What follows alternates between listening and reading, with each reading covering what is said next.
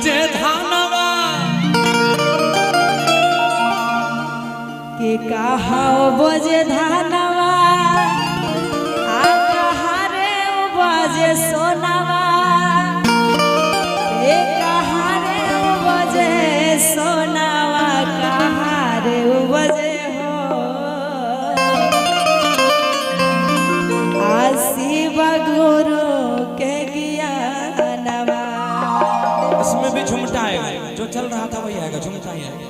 बोले शंकर भगवान। अब देखिए ये हमसे कह रही है कि कहाँ उपजे सोनवा, कहाँ रे उपजे धनवा, कहाँ रे उपजे हो शिव गुरु के ज्ञानवा।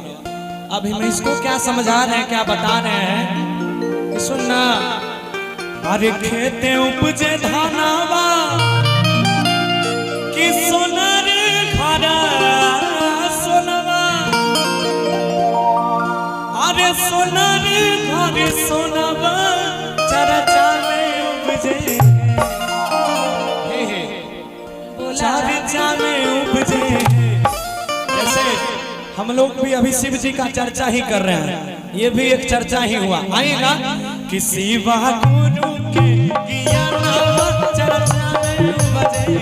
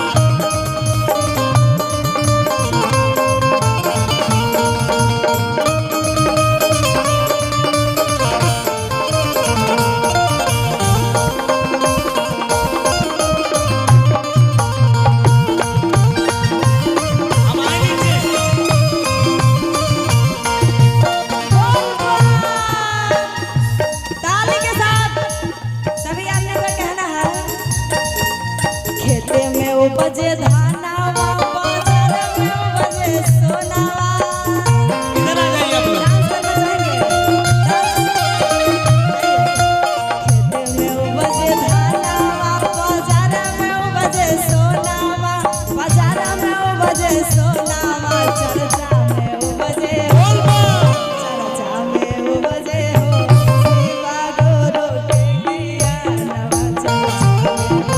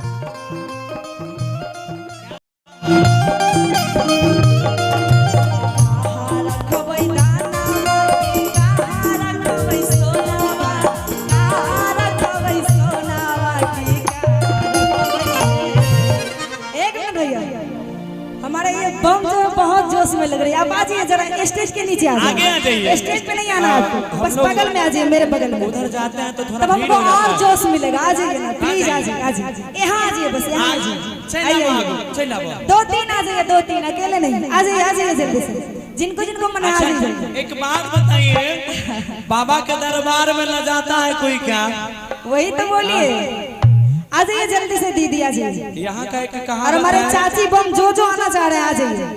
तब से हमारे चाचा बम थे, भैया बम थे, अभी चाची लोग भाभी बम आ रही है। आइए आगे आ जाइए और डांस करना एकदम से झूम के कि जिसका हाथ ऊपर उसका किस्मत सबसे सुपर, अरे अरे गलत कर रहे हैं। और जिसका हाथ नीचे प्यार नहीं छूना है। वो चले जाइए कमरिया धर्मशाला। आ जाइए, आ जाइए, आ जाइए, जिनको जिनको आना है 2-4 आ जाइए, 2-4। मंच का भी ख्याल रखेंगे, टूटे नहीं। आप बड़े क्यूट लग रहे हैं, आ जाइए ना प्लीज, आइए ना, बड़ा अच्छा लग रहा है। आइए जल्दी आइए, जल्दी जल्दी। के अरे कहाँ रखबै धानवा, आ कहाँ रे रखबै सोनावा, कहाँ रे रखबै सोनावा, कहाँ रे रखबै ना।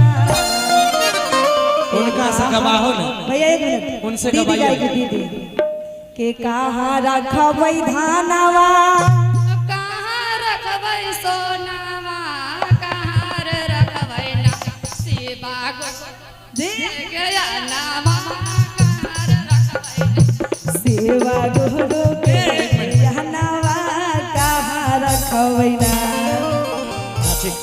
आइए कि घरे रखबै धानवा, डांस अरे कोठी रखबै धानवा, सुना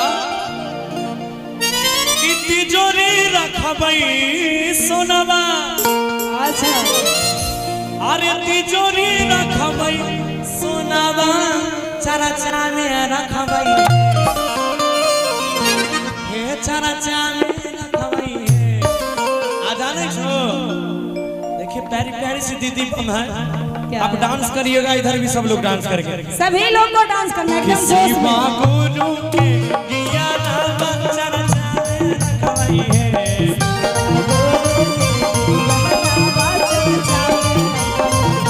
शिव गुरु के ज्ञानवा चरचा में रखबै है।